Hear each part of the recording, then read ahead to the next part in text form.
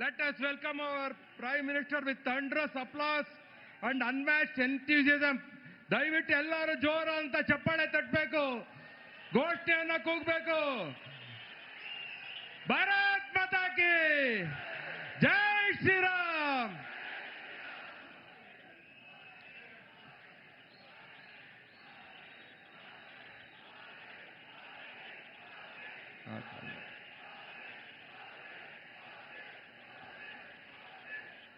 After the historic victories, the nation's confidence has become even more stronger.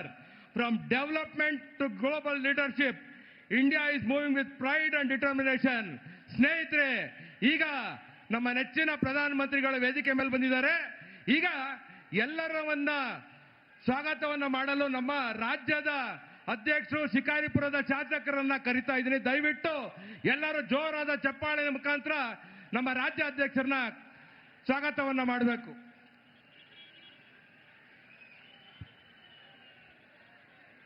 इस देश की नेता कैसा हो, इस देश की नेता कैसा हो। पश्चिम बंगाल के शानदार जीत के बाद आज बेंगलुरु में पधारे हुए इस देश की यशस्वी प्रधानमंत्री और विश्व के नेता सम्मान्य नरेंद्र मोदी जी को आप सबकी तरफ से, कर्नाटक की जनता की तरफ से बहुत स्वागत करता हूं नरेंद्र मोदी जी को. ದೊಡ್ಡ ಚಪ್ಪಾಳೆನ ತಟ್ಟೋದ್ರ ಮೂಲಕ ಈ ದೇಶದ ಹೆಮ್ಮೆಯ ಪ್ರಧಾನಮಂತ್ರಿ ನರೇಂದ್ರ ಮೋದಿಜಿ ಅವರನ್ನ ಕರತಾಳದ ಮೂಲಕ ಸ್ವಾಗತನ ಮಾಡಬೇಕು ಅಂತ ವಿನಂತಿಯನ್ನು ಮಾಡ್ತಾ ಇದ್ದೇನೆ. ವೇದಿಕೆ ಮೇಲೆ ಆಸೀನರಾಗಿರ್ತಕ್ಕಂಥ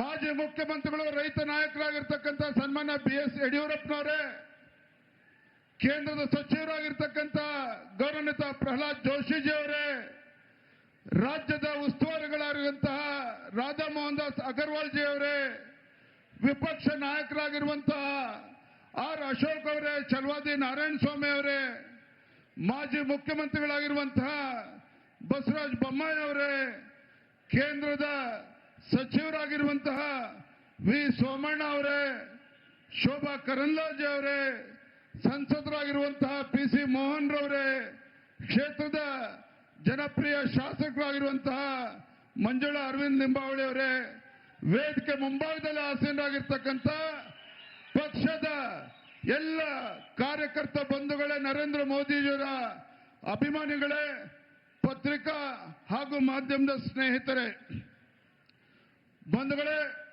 ನಮ್ಮೆಲ್ಲರಿಗೂ ಕೂಡ ತುಂಬಾ ಸಂತೋಷ ಇದೆ.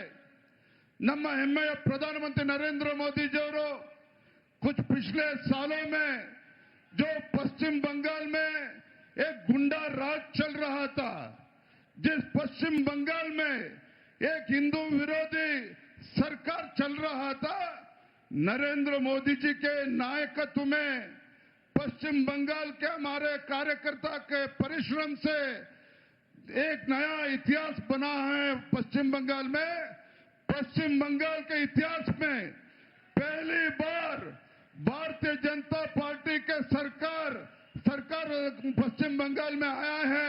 इसलिए और एक बार हमारे प्रधानमंत्री नरेंद्र मोदी जी को हम सब की तरफ से धन्यवाद कहना चाहता हूं. और इस समय में और एक बात कहना चाहता हूं.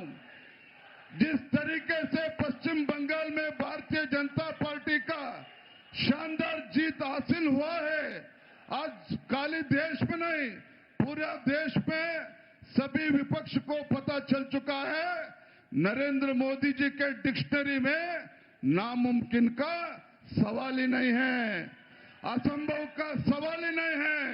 जहां नरेंद्र मोदी जी जाते हैं उस क्षेत्र में भारतीय जनता पार्टी का विजय तय हो चुका है. ये पूरा देश को पता चला है. ಬಂಧುಗಳೇ, ಇವತ್ತು ನಾವೆಲ್ಲರೂ ಕೂಡ ಹೆಮ್ಮೆ ಪಡುವಂತ ವಿಚಾರ, ಪಶ್ಚಿಮ ಬಂಗಾಳದಲ್ಲಿ ಭಾರತೀಯ ಜನತಾ ಪಾರ್ಟಿಯ ಒಂದು ಐತಿಹಾಸಿಕ ಗೆಲುವನ್ನ ಸಾಧಿಸುವ ಮುಖೇನ ನೇರವಾಗಿ ಇವತ್ತು ನಮ್ಮ ಪ್ರಧಾನಮಂತ್ರಿ ನರೇಂದ್ರ ಮೋದಿಜಿಯವರು ಬೆಂಗಳೂರಿಗೆ ಬಂದಿದ್ದಾರೆ. ನಾವೆಲ್ಲರೂ ಕೂಡ ಸನ್ಮಾನ್ಯ ನರೇಂದ್ರ ಮೋದಿಜಿಯವರ ಸಮಕ್ಷಮದಲ್ಲಿ ನಾವು ಭರವಸೆನ ಕೊಡಬೇಕಾಗಿದೆ. ನಾವೆಲ್ಲರೂ ಸಹ ಕರ್ನಾಟಕ ರಾಜ್ಯದಲ್ಲಿ ನಾವೆಲ್ಲರೂ ಕೂಡ ಒಟ್ಟಾಗಿ ಒಂದಾಗಿ ಮುಂದೆ ಬರ್ತಕ್ಕಂಥ ದಿನಗಳಲ್ಲಿ ಕರ್ನಾಟಕದಲ್ಲಿರ್ತಕ್ಕಂಥ ಈ ಹಿಂದೂ ವಿರೋಧಿ ಕಾಂಗ್ರೆಸ್ ಸರ್ಕಾರವನ್ನ ಭ್ರಷ್ಟಾಚಾರದಲ್ಲಿ ಮುಳುಗಿರ್ತಕ್ಕಂಥ ಕಾಂಗ್ರೆಸ್ ಸರ್ಕಾರವನ್ನ ಬುಡ ಸಮೇತ ಕಿತ್ತಾಕುವಂತ ಕೆಲಸ ನಾವು ನೀವೆಲ್ಲರೂ ಸೇರಿ ಇವತ್ತು ಮಾಡಬೇಕಾಗಿದೆ ಅನ್ನೋ ಮಾತನ್ನ ಈ ಸಂದರ್ಭದಲ್ಲಿ ಹೇಳ್ತಾ, माननीय प्रधानमंत्री जी, आप जिस तरीके से पश्चिम बंगाल में भारतीय जनता पार्टी का सरकार आप लेके आया है, हम हमारे कर्नाटक के सभी कार्यकर्ता के तरफ से आपको भरोसा देता हूं, हम आपके मार्गदर्शन में अगले जब भी कर्नाटक में चुनाव होगा, आपके मार्गदर्शन में कर्नाटक में और एक बार भारतीय जनता पार्टी के नेतृत्व में संपूर्ण बहुमत से कर्नाटक में भारतीय जनता पार्टी सरकार आएगा, ये आपका मार्गदर्शन में आएगा, भरोसे के साथ मेरा बात समाप्त करता हूं. ಮತ್ತೊಮ್ಮೆ ಪಶ್ಚಿಮ ಬಂಗಾಳದ ಜಯದ ರೂವಾರಿಯಾಗಿರ್ತಕ್ಕಂಥ ಮಾನ್ಯ ಪ್ರಧಾನಮಂತ್ರಿ ನರೇಂದ್ರ ಮೋದಿಜಿ ಅವರಿಗೆ ತಮ್ಮೆಲ್ಲರ ಪರವಾಗಿ ಮತ್ತೊಮ್ಮೆ ಸ್ವಾಗತವನ್ನು ಕೋರ್ತಾ ನನ್ನ ಮಾತನ್ನು ಮುಗಿಸ್ತಾ ಇದ್ದೇನೆ. ನಮಸ್ಕಾರ, ವಂದನೆಗಳು. ಬಲೋ ಭಾರತ್ ಮಾತಾ ಕಿ ಜೈ ಶ್ರೀರಾಮ್, ಜೈ ಶ್ರೀರಾಮ್. ಅಧ್ಯಕ್ಷರಾದ ವಿಜೇಂದ್ರ ಅವರಿಗೆ ಧನ್ಯವಾದಗಳು. ಈಗ ನಾವೆಲ್ಲ ಕಾತುರದಿಂದ ಕಾಯ್ತಾ ಇರುವಂತ ನೆಚ್ಚಿನ ಪ್ರಧಾನಮಂತ್ರಿ ಅವರಿಗೆ बंगाल पश्चिम बंगाल शुरू, West Bengal is the beginning, picture अभी बाकी है. अभी हमारा प्राइम मिनिस्टर को फेलिसिटेशन करना करके हम स्टेट प्रेसिडेंट को आमंत्रित करता हूं. ಈಗ ಮೊದಲನೇದಾಗಿ ಶಾಲನ್ನ ಸಪ್ತಗಿರಿಗೌಡರು ತರಬೇಕು. ಶ್ರೀ ಪ್ರಹ್ಲಾದ್ ಜೋಶಿ ಅವರು ಆ ಶಾಲನ್ನ ಅವ್ರಿಗೆ ಹಾಕಬೇಕು. ಇದು ವಿಶೇಷವಾದ ಮೈಸೂರಿನ ಶಾಲು.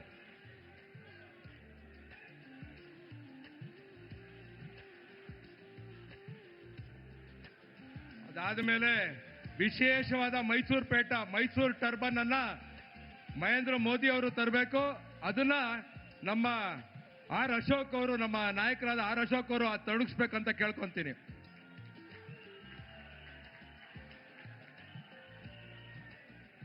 ಮೋದಿ ಅವರಿಗೆ ಇನ್ಯಾರೂ ಸಾಟಿ ಇಲ್ವಂತೆ. ಅದಕ್ಕೆ ನಮ್ಮ ಪ್ರಧಾನಮಂತ್ರಿ ಮೋದಿ ಅವರಿಗೆ ಮೋದಿ ಅವರದೇ ಪುತ್ರಿಣಿಯನ್ನ ತಂದು ಕೊಡ್ತಾ ಇದ್ದೀವಿ.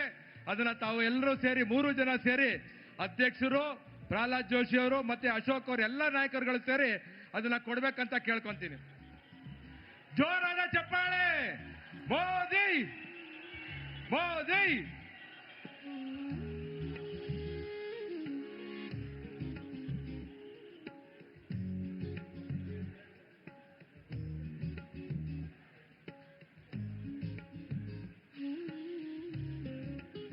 In a few moments, the most awaited leader of the nation will address her. Thank you, sir.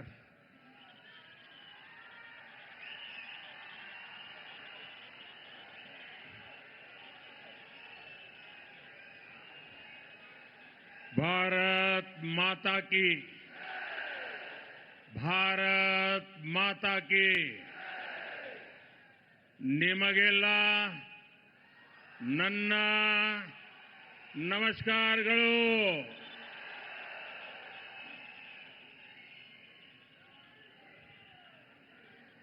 मैं कर्नाटका में बहुत बार आया हूं और कभी कभी समय अभाव से एयरपोर्ट पर ही इस प्रकार से छोटा कार्यक्रम करके आगे निकल जाता था. एयरपोर्ट पर भी कई बार कार्यक्रम किए हैं, लेकिन इतना बड़ा कार्यक्रम एयरपोर्ट पर यह पहली बार हुआ है. और मैं देख रहा हूं आज बेंगलुरु की धरती से केसरिया सूरज उगा है.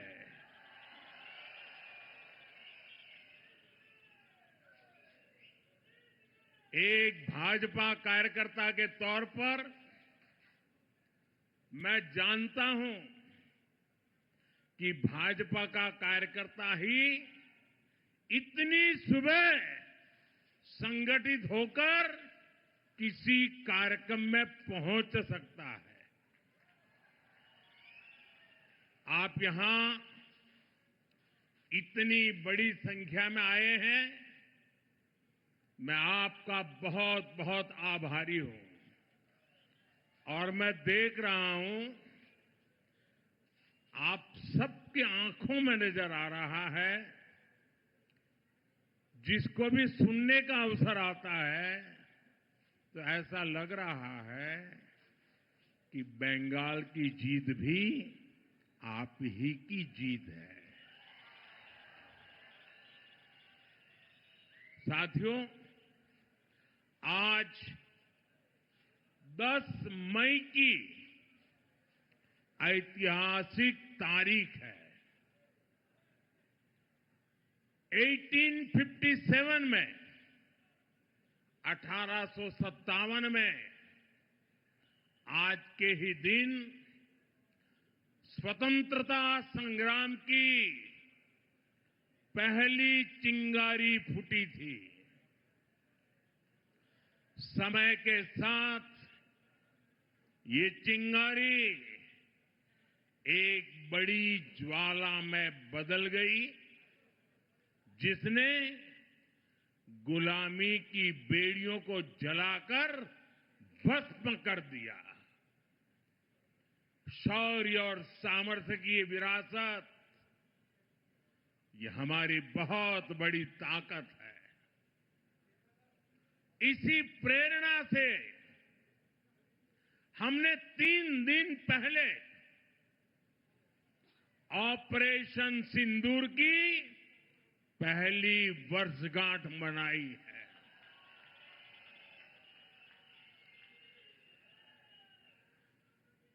और कल सुबह 11 तारीख को मैं गुजरात के सोमनाथ में रहूंगा। वहां सोमनाथ मंदिर के पुनर्निर्माण के 75 वर्षों का उत्सव मनाया जाएगा। आत्मनिर्भर भारत के लिए, विकसित भारत के लिए ऐसे ऐतिहासिक अवसर हमें नई ऊर्जा से भरते हैं। मैं आज आपके बीच बंगलुरु की इस धरती से माता अन्नम्मा, उन्हें श्रद्धापूर्वक नमन करता हूं। मैं नाड़ प्रभु केम्पे गौड़ा जी को भी प्रणाम करता हूं। साथियों, आज मैं ऐसे समय में बंगलुरु आया हूं जब देश में चुनाव परिणामों पर चर्चा चल रही है। पुडुचेरी में लगातार दूसरी बार एनडीए की सरकार बनना, असम में लगातार तीसरी बार एनडीए की सरकार बनना, बंगाल में पहली बार बीजेपी को इतना बड़ा आशीर्वाद मिलना, और अभी 2 सप्ताह पहले गुजरात के पंचायत और निकाय चुनावों में इतना भारी विजय हुआ कि गुजरात बीजेपी ने पुराने सारे रिकॉर्ड तोड़ दिए। साथियों, ये सब नया इतिहास रचने वाली घटनाएं हैं। साथियों, ये चुनाव परिणाम भारत की राजनीतिक दशा दिशा के लिए महत्वपूर्ण है। ये भारत के नौजवानों, महिलाओं, किसानों, गरीबों और मिडिल क्लास हर वर्ग का मूड दर्शाता है। इन परिणामों का एक बहुत बड़ा मैसेज ये भी है कि अस्थिरता में घिरी इस दुनिया में भारत की जनता स्थिरता का मंत्र दे रही है।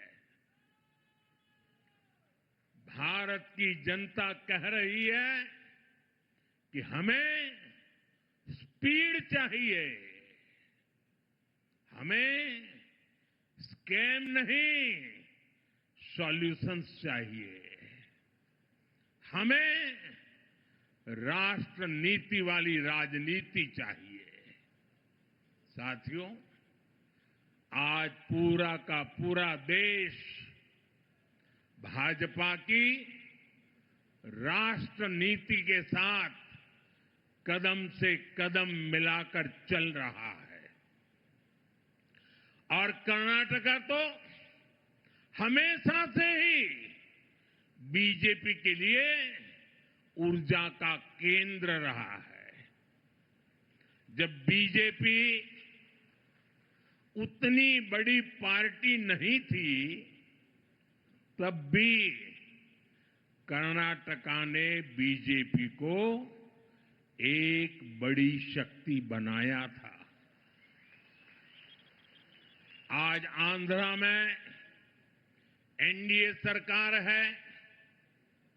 अगर लोकसभा सदस्यों के हिसाब से देखें तो कर्नाटका में बीजेपी नंबर 1 है।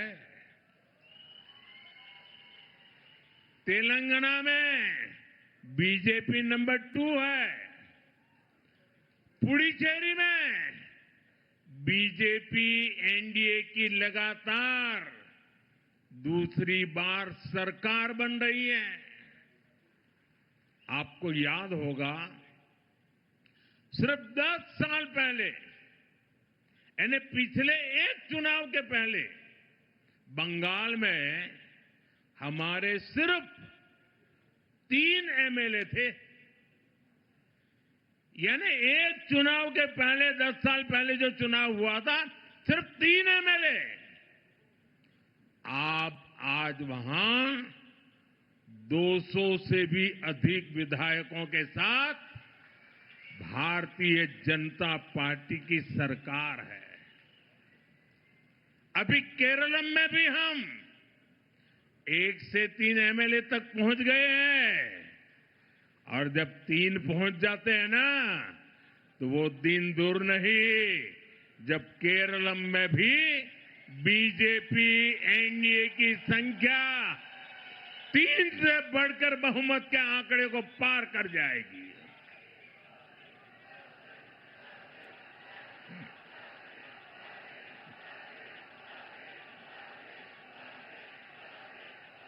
साथियों, हम 12 साल से केंद्र में हैं। देश के 21 से ज्यादा प्रदेशों में बीजेपी एनडीए की सरकारें हैं और हम राज्य के विकास से देश के विकास का मंत्र लेकर काम कर रहे हैं। लेकिन दूसरी तरफ आप कांग्रेस को देखिए, जिस पार्टी को 40 साल पहले 400 से अधिक सीटें मिली थी, वो पिछले 3 इलेक्शन में सब कुछ मिलाकर भी 100 का आंकड़ा छू नहीं पा रहे हैं। लेकिन कांग्रेस और उसके साथियों का अहंकार इतना अधिक है कि अपनी पराजय के लिए भी वो पूरी दुनिया को दोष दे रहे हैं। संविधान, लोकतंत्र, संवैधानिक प्रक्रियाएं, कोर्ट, इनके प्रति भी घृणा मेरे सार्वजनिक जीवन में मैंने कभी भी किसी भी मेन स्ट्रीम पॉलिटिकल पार्टी को ऐसा करते हुए नहीं देखा था। वो इतनी निराशा की गर्त में डूबे हुए हैं कि गाली गलौज के सिवाय, बद्दी भाषा का प्रयोग करने के सिवाय अब उनके पास कोई एजेंडा नहीं बचा है। साथियों, बीजेपी की सरकारों के लिए लोक कल्याण सर्वोपरि है और ये शब्द नहीं है, हमने जी करके दिखाया है। तभी तो 25 करोड़ लोग गरीबी से बाहर निकले हैं। हमारा मंत्र सबका साथ सबका विकास का है। हमारा मॉडल गुड गवर्नेंस का है।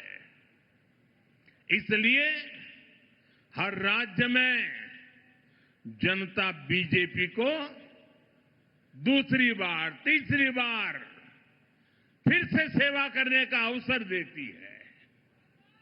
लेकिन कांग्रेस की कोई भी राज्य सरकार दूसरी बार सत्ता में वापस नहीं लौटी है। सरकार बनने के कुछ ही महीनों में कांग्रेस के प्रति एंटी इनकम्बेंसी शुरू हो जाती है। ऐसा इसलिए है क्योंकि कांग्रेस को सिर्फ विश्वासघात करना आता है। ये खुद भी झूठे हैं और उनकी गारंटियां भी झूठी है। कांग्रेस की सत्ता की किताब में गवर्नेंस का चैप्टर तो है ही नहीं है। यहां कर्नाटका में भी पिछले 3 साल से हम यही देख रहे हैं। जनता की समस्याएं सुलझाने के बजाय यहां की सरकार का ज्यादातर समय आपस के झगड़े सुलझाने में लग रहा है। ये तय नहीं हो पाता है कि मुख्यमंत्री कितने दिन रहेंगे। ये तय नहीं हो पाता कि दूसरे को मौका मिलेगा कि नहीं मिलेगा, लटकाए रखा है। इतना ही नहीं, ये मैं देख रहा हूं इनकी इकोसिस्टम तमिलनाडु में प्रक्रिया चल रही थी और इनकी इकोसिस्टम दिल्ली में बैठे बैठे देश को गुमराह करते थे कि देखो 4 तारीख को नतीजे आ गए, 5 हो गई, 6 हो गई, 7 हो गई, 8 हो गई, तमिलनाडु में सरकार नहीं बन रही है। अरे भाई, केरल में तो पूर्ण बहुमत है, वहां तो बना लो। ये इकोसिस्टम केरल के लिए चुप है। नेता नहीं तर्क पा रहे। 2.5 साल की फॉर्मूला करे कि 1-1 साल के 5 मुख्यमंत्री की फॉर्मूला करे, अभी तक उनको नतीजा हाथ नहीं लग रहा है। और अपने पार्टी के नेताओं को भी वादे करना और फिर पीठ में छुरा भोंकना। छत्तीसगढ़ में वही किया, राजस्थान में वही किया, कर्नाटका में अभी भी वो खेल चल रहा है। अब केरला की बारी है। साथियों, हिमाचल में तो कांग्रेस सरकार के हालत सुनकर के आप हैरान हो जाओगे। ये इनकी इकोसिस्टम है, मीडिया वाले बाहर बात आने नहीं देते। हिमाचल की हालत ये है, वे सरकारी कर्मचारियों को उनकी सैलरी तक नहीं दे पा रहे हैं। इधर तेलंगाना में क्या हाल है? किसानों को आत्महत्या के लिए मजबूर होना पड़ रहा है। यानी कांग्रेस जहां पर भी है, वहां या तो शाही दरबार की खातिरदारी में खजाने की लूट हो रही है या लूटे हुए पैसों के लिए झगड़ा हो रहा है। साथियों, कांग्रेस की पहचान आज एक परजीवी पार्टी की बन गई है और इसलिए वो पहला मौका मिलते ही अपने साथियों के साथ भी विश्वासघात करती है और इसलिए ही कहा जाता है कि कोई ऐसा सगा नहीं जिसे कांग्रेस ने ठगा नहीं। अभी तमिलनाडु में ही देखिए, 25-30 साल से कांग्रेस का डीएमके के साथ घनिष्ठ संबंध था। डीएमके के साथ गठबंधन ने कितनी ही बार कांग्रेस को संकटों से बाहर निकाला और 2014 के पहले 10 साल उनकी जो सरकार थी वो भी डीएमके के कारण टिकी थी। लेकिन क्या हुआ? जिस डीएमके के साथ 25-30 साल का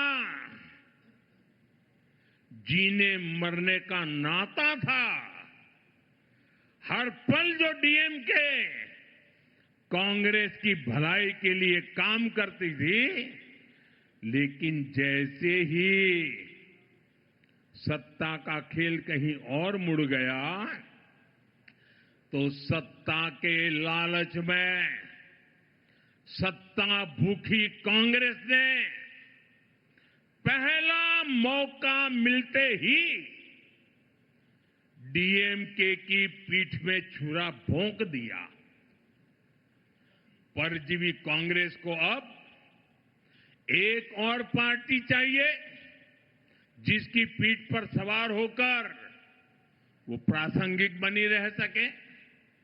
साथियों, कांग्रेस ने एक और विश्वासघात देश की बहनों बेटियों के साथ किया है। दशकों से कांग्रेस देश की महिलाओं की आंखों में धूल झोंकती रही है। कांग्रेस महिला आरक्षण का वादा करती थी और फिर अपने ही सहयोगी दलों से इसका विरोध करवाती थी। बड़ा खेल चला करता था। बीजेपी ने इस खेल को खत्म किया। महिलाओं के लिए 33% आरक्षण का कानून बनाया। लेकिन साथियों, कांग्रेस देश की सबसे बड़ी नारी विरोधी पार्टी है। इसलिए कांग्रेस ने संसद में नारी शक्ति वंदन संशोधन को गिरा दिया। ये संशोधन अगर पास हो जाता तो लोकसभा में कर्नाटका की सीटें कहीं अधिक हो जाती, बढ़ जाती। कर्नाटका से बहुत बड़ी संख्या में बहनें बेटियां एमएलए बनती, एमपी बनती, देश का भाग्य निर्णय करने में भागीदार बनती। लेकिन कांग्रेस ने ये नहीं होने दिया। देश की नारी, कर्नाटका की महिलाएं कांग्रेस को इस पाप के लिए कभी माफ नहीं करेगी। साथियों, आज देश विकसित भारत के संकल्प की सिद्धि से जुटा है। इस मंत्र को लेकर के चल पड़ा है और इस संकल्प की सिद्धि में कर्नाटका की बहुत बड़ी भूमिका है। इसलिए ये जरूरी है कि कर्नाटका में ईज ऑफ लिविंग और ईज ऑफ डूइंग बिजनेस दोनों बेहतर हो। मैं कर्नाटका के हर परिवारजन को भरोसा दिलाता हूं कि बीजेपी एनडीए सरकार अपनी तरफ से हर प्रयास कर रही है। साथियों, बीजेपी के लिए देश का हित, देश के लोगों का हित, ये हमारे लिए सर्वोपरि है। आप देख रहे हैं कि इस समय वैश्विक स्तर पर किस तरह की चुनौतियां हैं। वेस्ट एशिया में संकट की स्थितियां लगातार बनी हुई है। युद्ध के इस माहौल का बहुत नकारात्मक असर पूरे विश्व पर पड़ा है और भारत भी इससे प्रभावित हो रहा है। हमारे नार प्रभु केम्पेगौड़ा जी कर्तव्य पालन की मिसाल रहे हैं। उनकी धरती से मैं आज देश के लोगों से भी एक आग्रह करना चाहता हूं। देश के बढ़ते हुए सामर्थ्य में हमें अपना संयम भी बढ़ाना होगा। हमें मिलकर संसाधनों को बचाना होगा। देश के हितों की रक्षा करनी होगी। जिस तरह कोरोना काल में हमने संकटों का मिलकर सामना किया था, वैसे ही देशभक्ति की भावना से हमें फिर एक बार भारत को इन वैश्विक संकटों से निकालने के लिए एक साथ खड़ा होना ही होगा। अपने अपने कर्तव्यों पर बल देना होगा। मुझे विश्वास है ऐसा करके हम हर चुनौती का सामना कर पाएंगे। एक बार फिर यहां इतनी बड़ी संख्या में आने के लिए और सुबह सुबह आने के लिए और ये केसरिया सूरज उगाने के लिए मैं आपका बहुत बहुत आभारी हूं। यहां कुछ बच्चे बढ़िया बढ़िया चित्र बना के ले आए हैं। जरा हमारे एसपी जी के लोग ये चित्र ले लें इन बच्चों से। अगर आपका एड्रेस लिखा होगा तो मैं चिट्ठी लिखूंगा आपको। बहुत बहुत धन्यवाद बेटा। देखिए इधर भी कोई चित्र लेकर के भाग रहा है, ले लो भाई।